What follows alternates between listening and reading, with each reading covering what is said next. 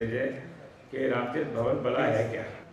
आरंभ से उनको मैं आमंत्रित करता हूँ और वो है हमारे आदरणीय मित्र श्री राकेश कुमार चौधरी और ये भोपाल निवासी हैं और इस रामतीर्थ मंथन के कार्यक्रम में बहुत दिन तो नहीं हुए।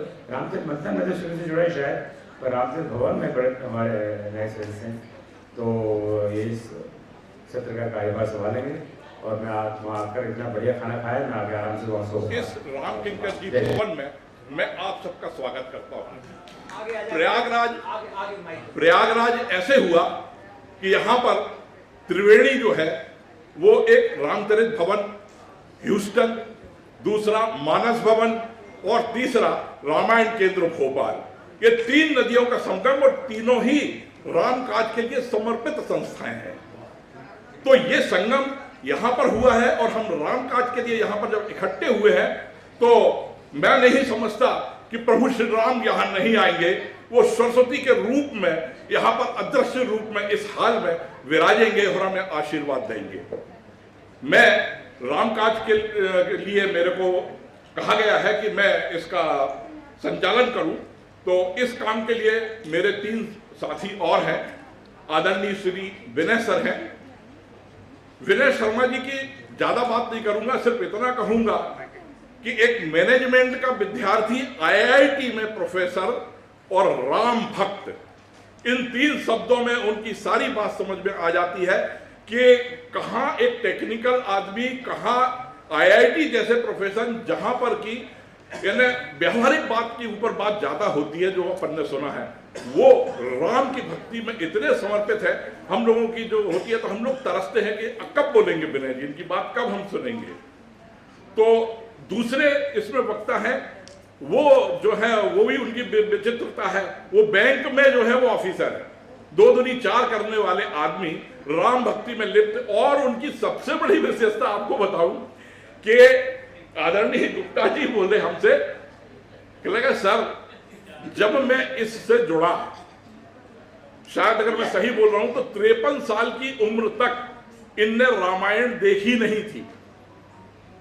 जब इस संस्था से जुड़े तब रामायण पढ़ी और आज ये हमारे सत्रों के शिक्षक हुआ करते हैं। इनकी उपलब्धता और राम की कृपा। इसके बाद तीसरी जो है वो हमारी बहुत सम्मानीय सदस्यता उषा मेहरा जी हैं। वो काफी एजेड है, तो हाँ वो आ ही रही हैं और आ गई हैं और हमारी बहुत सम्मानीय सदस्यता है। इनकी भी विशेषता, इस मंच से जुड़े हुए लोगों की विशेषता देखिए यार, कि आप केमिकल इंजीनियर हैं, ऑयल संस्थान में काम किया हुआ है इनने, और राम भक्ति में पूर्णतः लिप्त हैं, पूर्णतः समर्पित हैं राम को। इस प्रकार हम 4 लोग हैं। मैं जो है, मैं भी 2 दूनी 4 करने वाला डिफेंस अकाउंट का आदमी था और राम भक्ति में रिटायरमेंट के बाद अब मेरा 1-2 शब्द में वो बोलूंगा। होता क्या है कि यहाँ सब विद्वान लोग बैठे हुए हैं। जब भी हम पढ़ते हैं तो विद्वानों को पढ़ते हैं। पढ़ने के बाद एक मन, हर आदमी के मन में विचार आता होगा, चाहे रामचरितमानस पढ़े, चाहे वाल्मीकि रामायण पढ़े, उसका अर्थ क्या है और सिंपल बिंदी लगी है तो क्या है। तब हमें समझ में आया कि हम इसको नए, जो हमारी नई जनरेशन है, उसको किस तरीके से रामायण से जोड़ सकते हैं। और यहाँ पर भी कुछ नए बच्चे आए हुए हैं जो रिसर्च पेपर पढ़ेंगे। एक 13 साल की बच्ची भी आई है, एक IIT रुड़की से भी आई है, आदरणीय शर्मा है। ये बच्चे समझ रहे हैं कि हमारे जीवन में इसका क्या महत्व है। तो मैं इस मंच से यही कहता हूं कि मैं रामचरित मंथन जो है, धन्यवाद। अब मैं आदरणीय विनय सर को आमंत्रित करता हूं कि और सब बड़ों को चरण छू के वंदना करता हूं। अयोध्या में रहने का सौभाग्य मुझे मिला, लेकिन 2019 में जब मैंने पहली बार कॉन्फ्रेंस अटेंड की अपनी, वहां से जो शुरुआत हुई और जब निरंतर मैं श्री रामचरित भवन के कार्यक्रमों से जुड़ा, तब मुझे अयोध्या मिली, तब मैं वहां तक पहुंच पाया।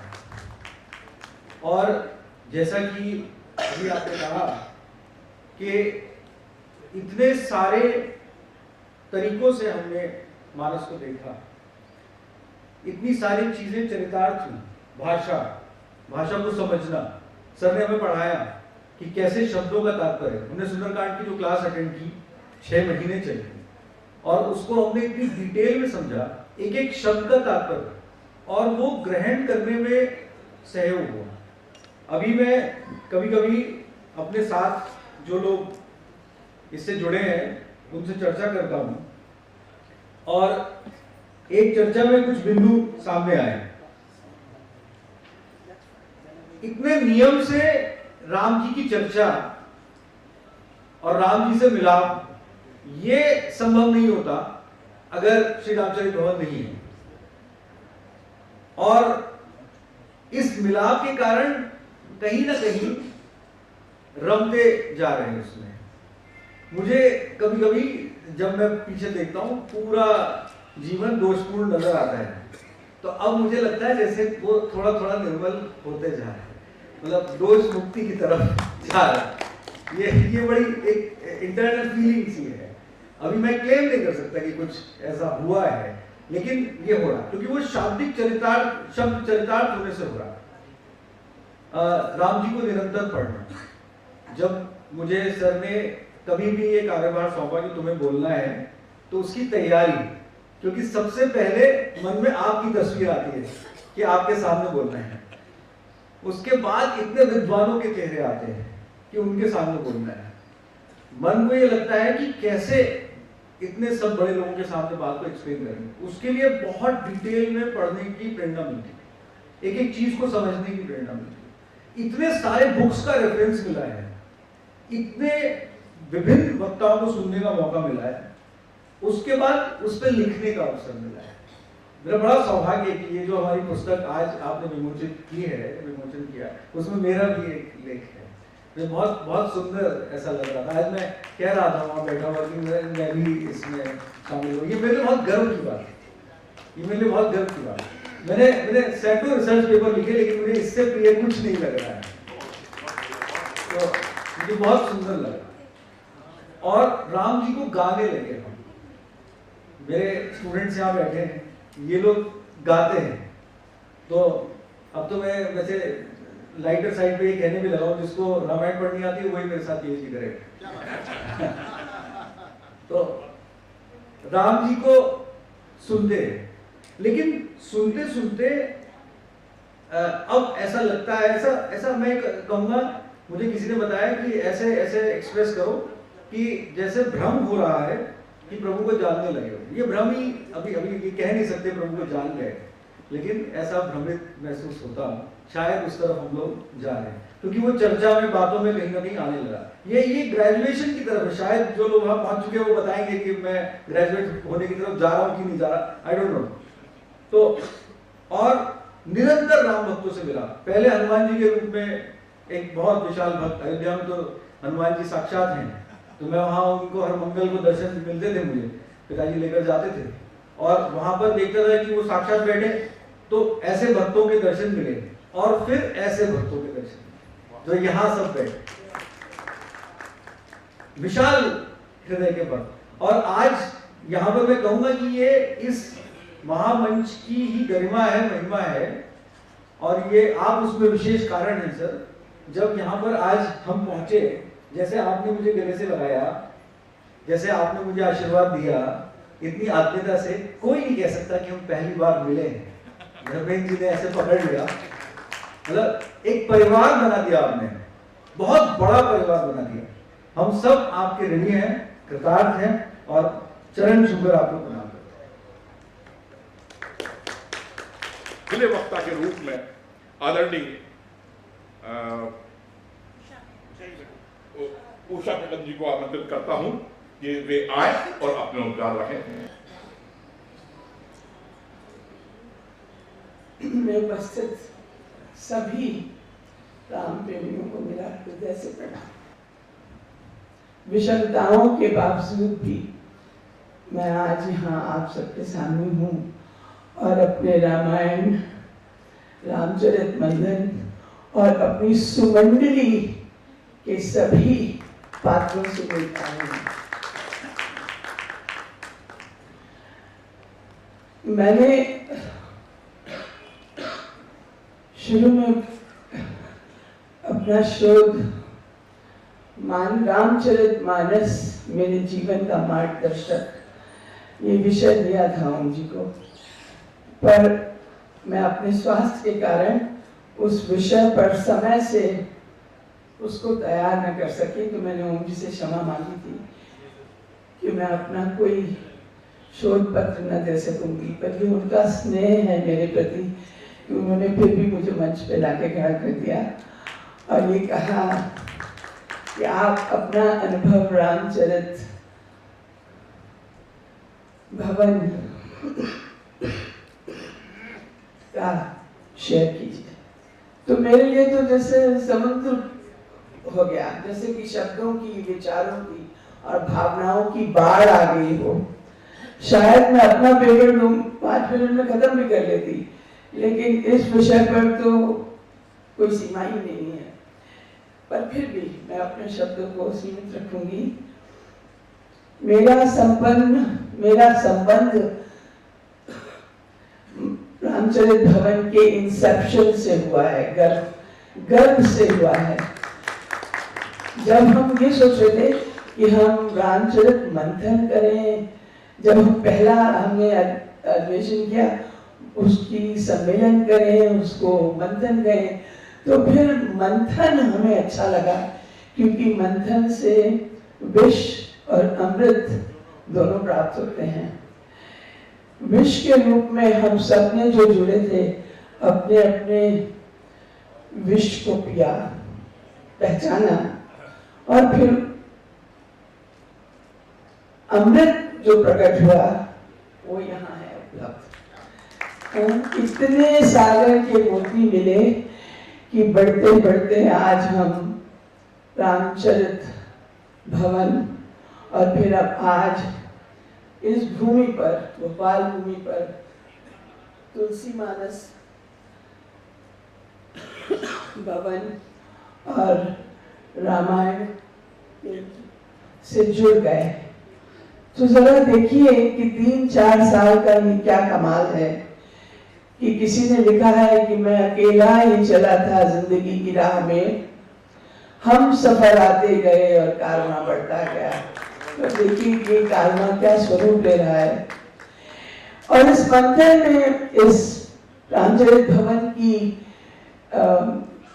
तिथियों में हमने कई बार बहुत बड़े सुंदर सुंदर विषयों पर मंथन किया, विचार किया, और सब लोगों ने राम जी के अश्रु, कि राम जी ने रामायण में कि कहाँ कहाँ अश्रु बहाए हैं, इन विषयों पर चर्चा की। हमने ऋषियों की स्तुतियों पर वर्णन किया, मतलब इतनी गहराई और इतनी बारीकी से हमने रामचरितमानस को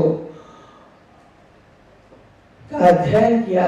और जब भी किसी को जिम्मेदारी मिली करने की, उनके लिए आनंद का विषय होता था, मेरे लिए तो होता था, क्योंकि उसकी तैयारी में जो हम घंटों इमर्स रहते थे रामायण में, वो बहुमूल्य थे।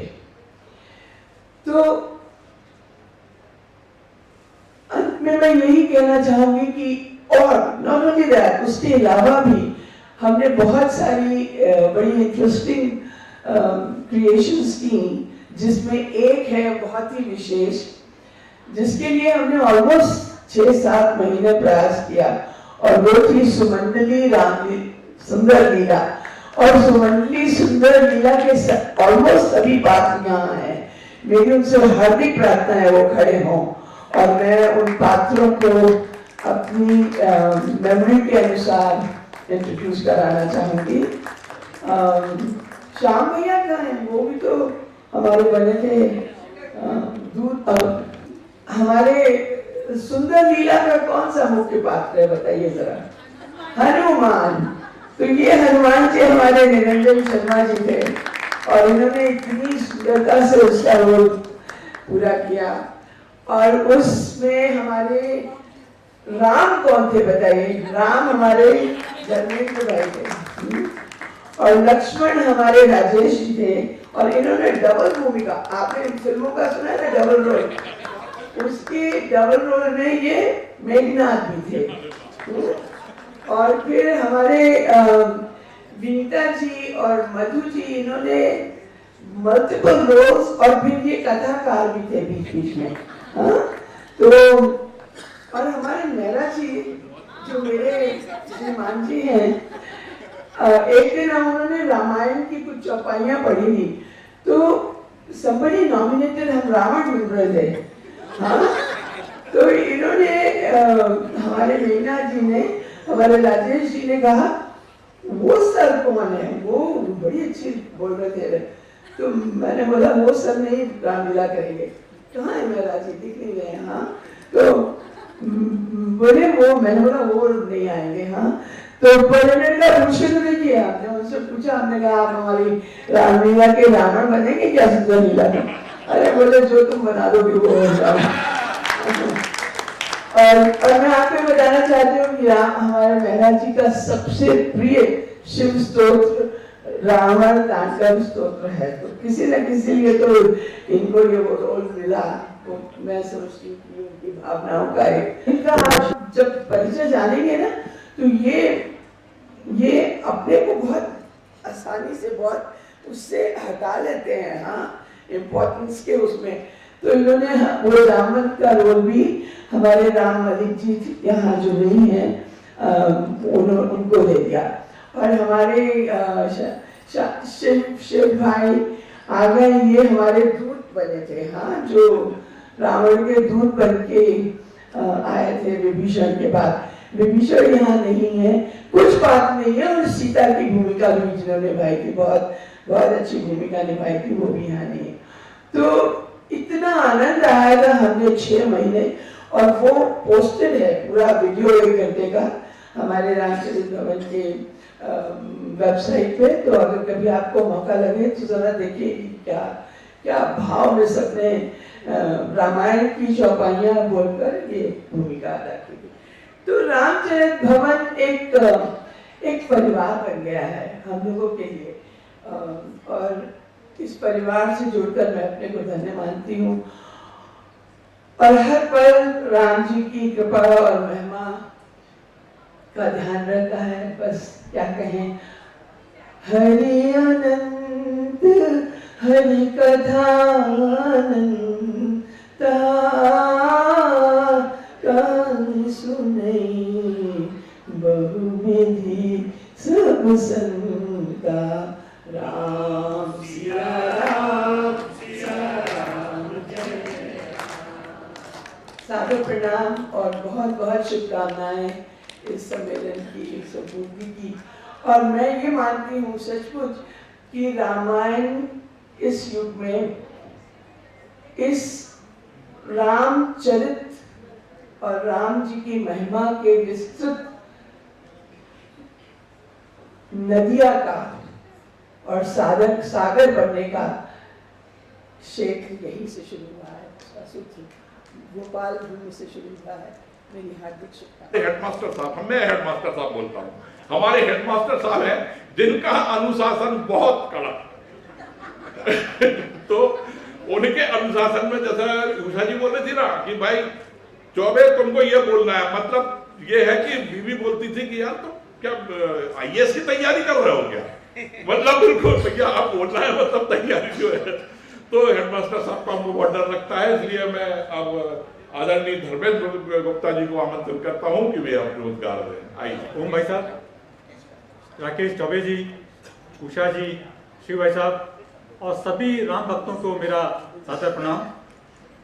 जैसा कि मुझे कहा गया है कि रामचरित भवन के पिछले 3 वर्ष के अनुभवों के बारे में मैं कुछ अपने विचार व्यक्त करूं।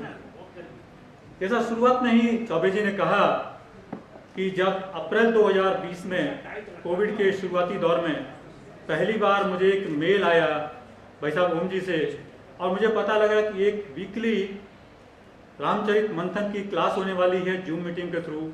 उस वक्त ना जूम के बारे में पता था, ना राम जी के बारे में पता था, ना रामायण के बारे में पता था। एक बार ज्वाइन किया तो वो सरिता आज तक बहती चली आ रही है।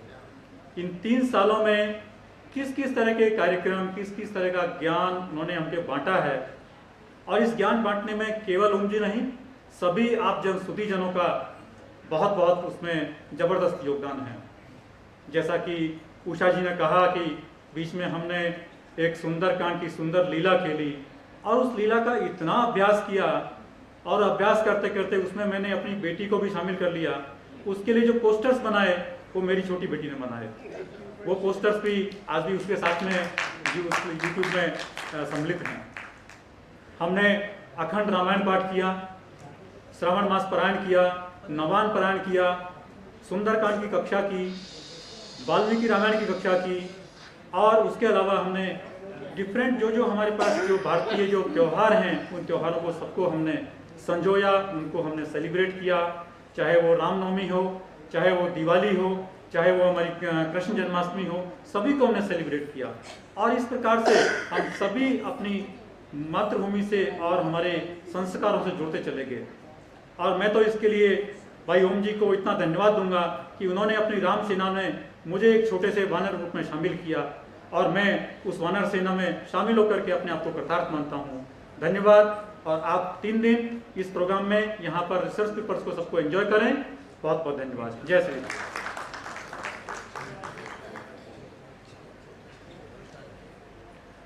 धन्यवाद धर्मेंद्र भाई।